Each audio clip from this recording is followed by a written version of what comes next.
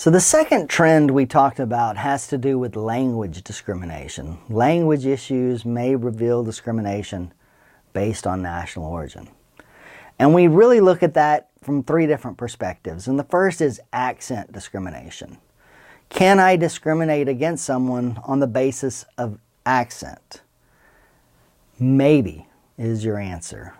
The test is, does the accent materially interfere with the ability to perform their job duties? Does the accent interfere with what it is that you hired the employee to do? And there's a difference between a discernible foreign accent and one that interferes with communication skills. And it may be related.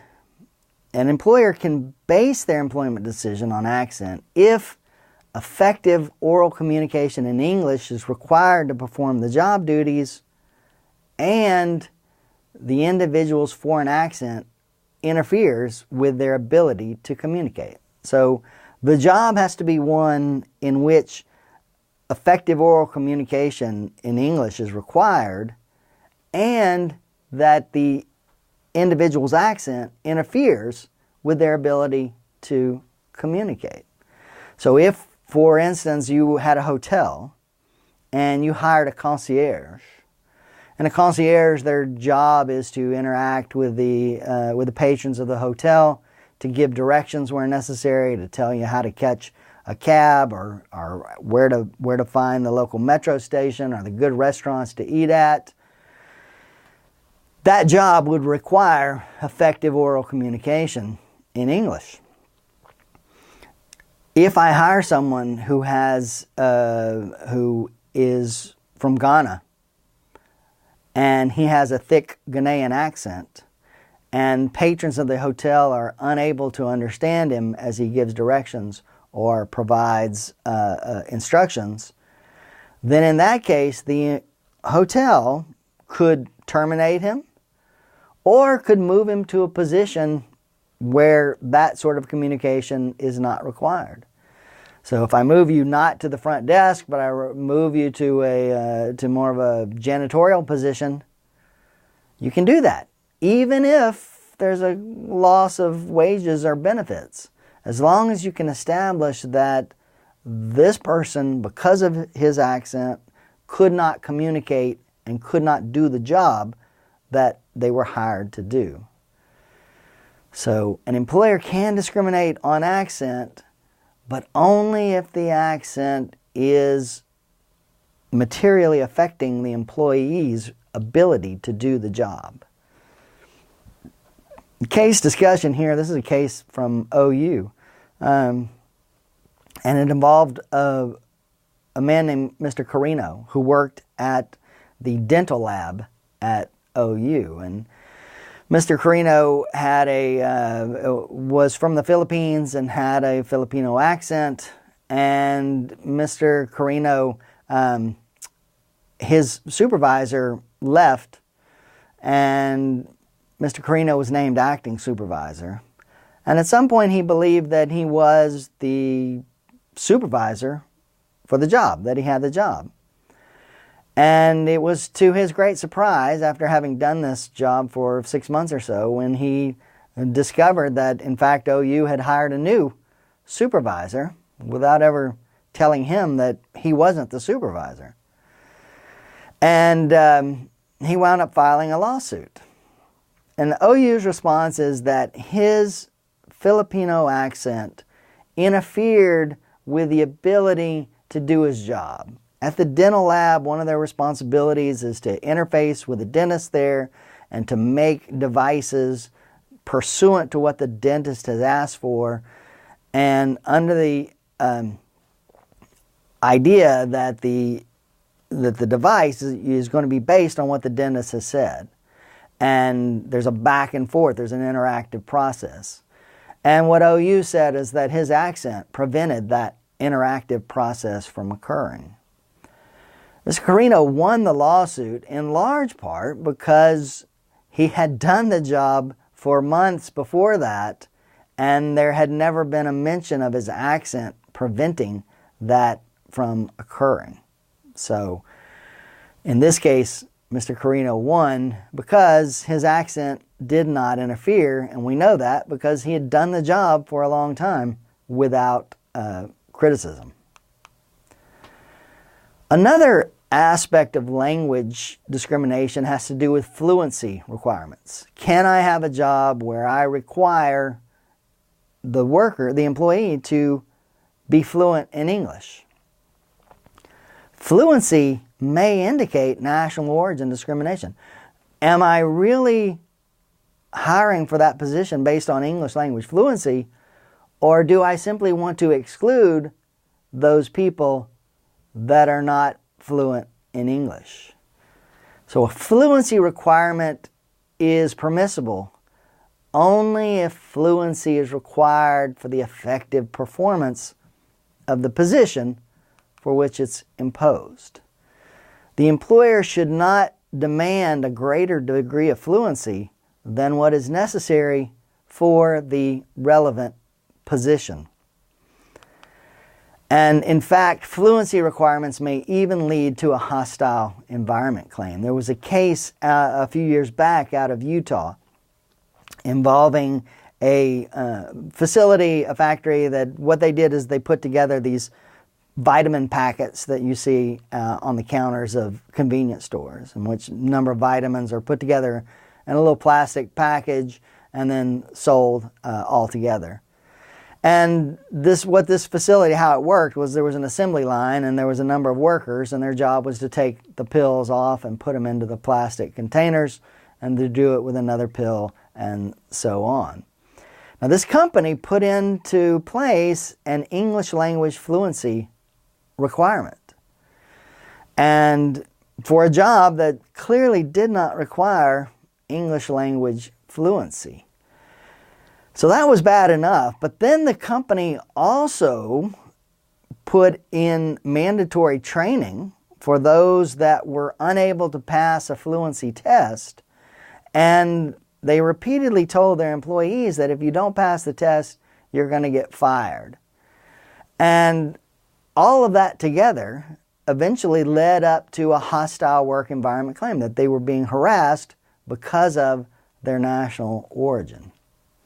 So fluency requirements permissible, but only if fluency is actually required for that position. Foreign language fluency may be a requirement. I may require you to speak 2 languages. If you go down to the Rio Grande Valley in Texas, virtually every store or restaurant that you go into will feature a staff that is able to communicate both in English and Spanish. And if my clientele requires an employee who speaks both languages, then I can make foreign language fluency a requirement. The last aspect of language discrimination that we talk about are English-only rules. Only using English at work. Sometimes employers have rules prohibiting communication in any language other than English. And that is sometimes permissible, but only if it's adopted for non-discriminatory reasons. There must be a basis for the policy that is separate and apart from discrimination on the basis of national origin. For instance, in this case, Perez versus the New York Presbyterian Hospital. In this case, Mr. Perez was a nurse. He was Hispanic. He spoke Spanish fluently, and he was hired at the hospital in New York. Now, the hospital had a rule that all communication with the patients had to be in English.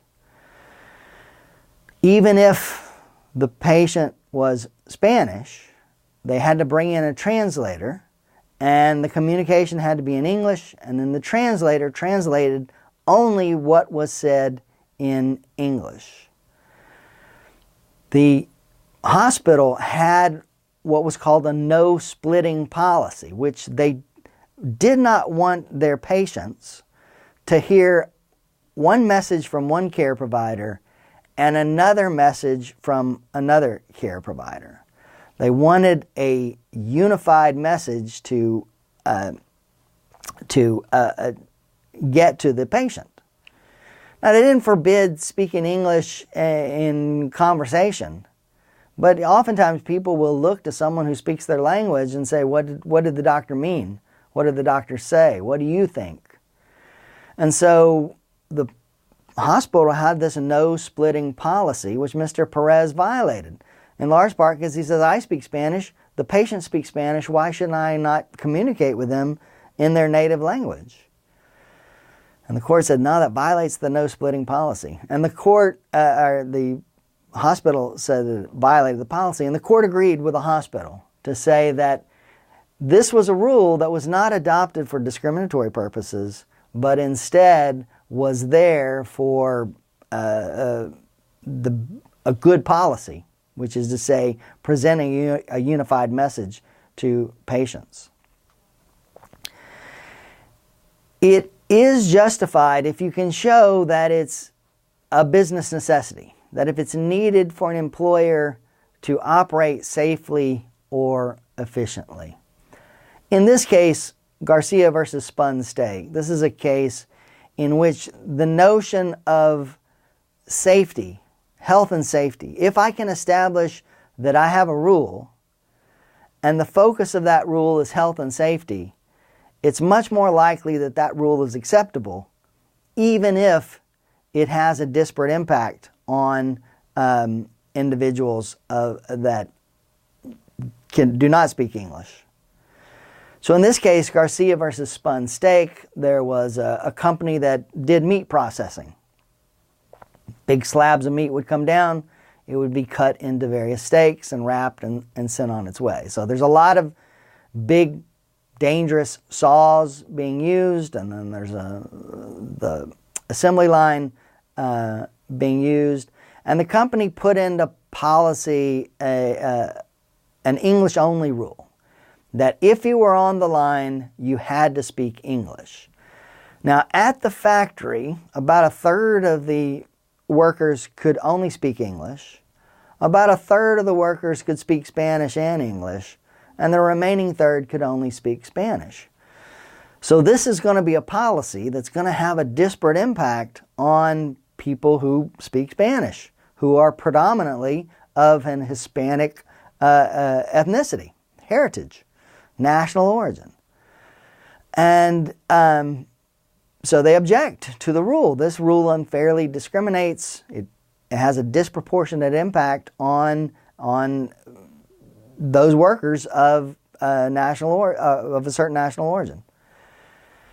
The court, however, sided with the employer, which is to say this is a health and safety issue. If something goes wrong on the line, then there must be an instant communication, and everyone on the line must understand what that communication is. So I can have a rule that says you can only speak English in that particular environment.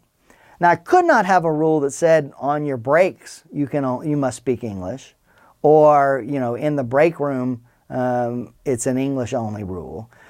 The English-only aspect of it must only apply to that factor that will establish this discrimination for reasons other than illegal discrimination. Whenever you have a situation with an English-only policy, think about business necessity. Can I establish that this policy is necessary for my business? Supervisory concerns. My supervisors need to be aware of what's happening in the workplace. Therefore, I can require those employees to only speak English. Obviously, workplace safety and health, that's the number one. That's the best justification for an English-only policy. Productivity, a little bit harder, but you could establish that an English-only policy will increase productivity, which will increase the earning power of the firm, and therefore provide a better work environment for everyone. Now, Title VII also provides a remedy for harassment based on national origin. We'll talk a little bit more about that. Harassment is one of the most common claims raised in national origin charges. The last decade, we've seen 30% of national origin claims now include a harassment claim.